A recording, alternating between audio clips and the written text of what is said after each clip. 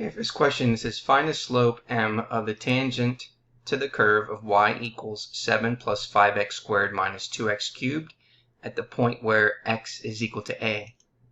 So we're going to use the following definition, where we have m, which is equal to the limit as h approaches 0 of f of a plus h minus f of a over h. Okay, so the first thing we're going to do is we're going to go ahead and apply that. So we have m, which is going to equal the limit as h approaches 0. So that a plus h is going to be the function of our curve. So that means all the values for x are going to have the input of a plus h. So we have 7 plus 5 times a plus h squared minus 2 times a plus h cubed, and then minus f of a. So that's 7 plus 5 times a squared minus 2 times a cubed, and that's all over h. Okay. Alright, so now we have the limit as h approaches 0. So in our numerator we have 7 plus 5 times, well, a plus h squared is a squared plus 2ah plus h squared minus 2 times a plus h cubed is a cubed plus 3a squared h plus 3a h squared plus h cubed, and then this is minus 7 plus 5a squared minus 2a cubed, and then divide that by h. Okay, so we just move this over to the left, and let's just go ahead and just evaluate what a plus h squared and a plus h cubed gives us. So first and foremost, if we wanted to find a plus h squared, okay, again, this is algebra here, so we're just multiplying this out, a plus h times a plus h, which is the same thing as using the box method. So we have a plus h or FOIL, whichever one you want to use. Okay, and this is a squared, a h, and that's h squared. So what that gives us is a squared plus 2ah plus h squared. And then if we want to find a plus h cubed, well, that means we're multiplying a plus h, which is another one, and then multiplying it by what we just got, which is a squared plus 2h plus h squared. So if we wanted to use the box method here, then we would do the same thing. Okay, we have a and we have h. We have a squared. We have 2ah. And then we have h squared. So a times a is a cubed. This is 2a squared h. This is a h squared. This is a squared h. This is 2a h squared. And this is h cubed. So we would get a cubed. Okay, if we combine these, that gives us plus 3a squared h. If you add those, 3a h squared, and then plus h cubed. So that's how we're getting these two here. Okay, so it's just a review of algebra. So now let's go ahead and distribute where we need to distribute and then combine like terms. So again, we have the limit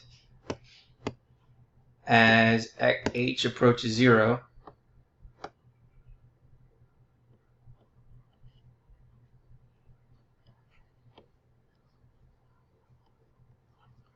So in the numerator we have 7 plus distributing to 5, we have 5a squared plus 10ah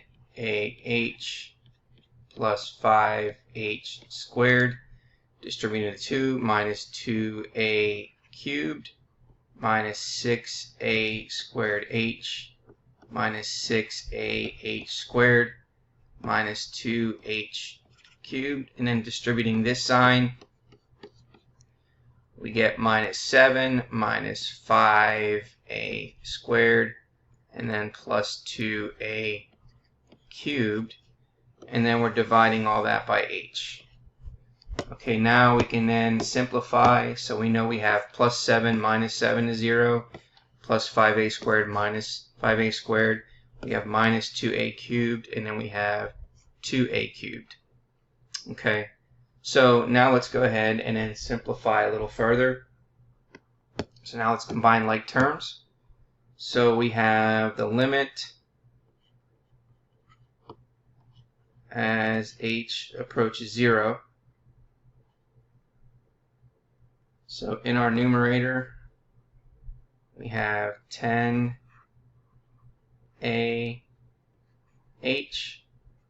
plus 5h squared minus 6a squared h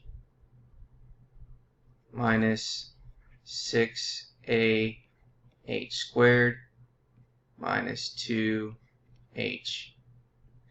cubed.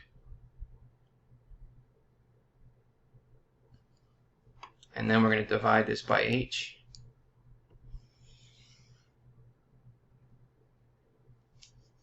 Okay, so let's move this down.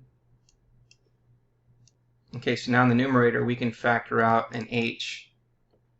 So we have the limit as h approaches 0.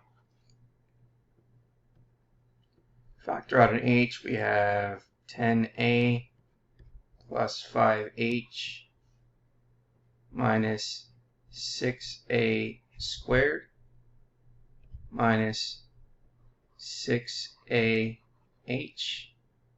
minus 2h squared. And then let's divide that by h. So now we can then simplify the h. So we have the limit as h approaches 0 of the function 10a plus 5h minus 6a squared minus 6ah minus 2h squared. Now we're going to value the limit as h approaches 0. So we have 10a plus 5 times 0 minus 6a squared minus 6a times 0 minus 2 times 0 squared. So anything times 0 is going to give us 0. And so what's left is 10a minus 6a squared. And so therefore that's going to represent the slope. So there is our slope, 10a minus 6a squared. Okay, now what we want to do is we want to be able to find equations of the tangent lines at the following points. So what we want to do is, we know that this represents x1 and this represents y1, but we need to find the slope.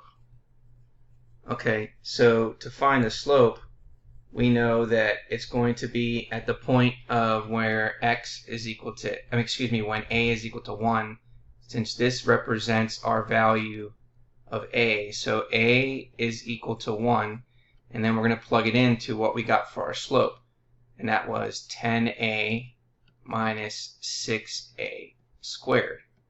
So if we plug 1 in there, we have 10 times 1 minus 6 times 1 squared, which gives us 4.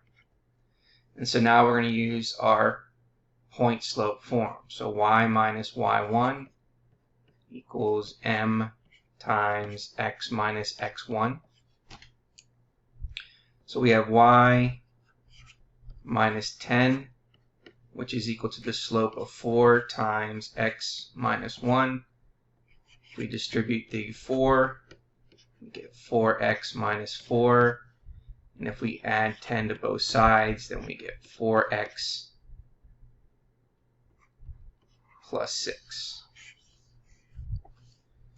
Okay, similarly, we now want to do the same thing for 2 and 11. So this is x1, this is y1. We know that this represents a. So when a is equal to 2, we can find the slope, again, using 10a minus 6a squared. So 10 times 2 minus 6 times 2 squared. Well, that's saying the same thing as 20 minus 24, which then gives us a slope of negative 4. So now using the point slope form, y minus y1, which is equal to m times x minus x1. So we have y minus 11, which is equal to the slope of negative 4 times x minus 2. And let's distribute the minus 4. So we get negative 4x plus 8. And then add 11 to both sides, and we get y, which is equal to negative 4x plus 19. So those are our two equations.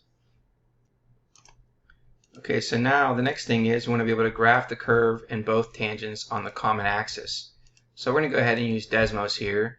The first thing is we want to put in our main function. Okay, and that function is 7 plus 5x squared minus 2x cubed.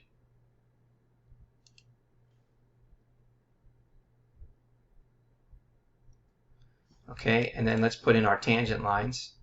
So we have y equals 4x plus 6. And the other equation is negative 4x plus 19. Okay, so I just want to make sure I can visually see everything. So I'm going to change my my settings here. So I'm going to go ahead and make sure that this goes from negative 10 to, let's say, 16. And then the y-axis, the y-axis should go to negative 10, and then that should be 16. And then the x-axis is the same. So therefore, we have our graph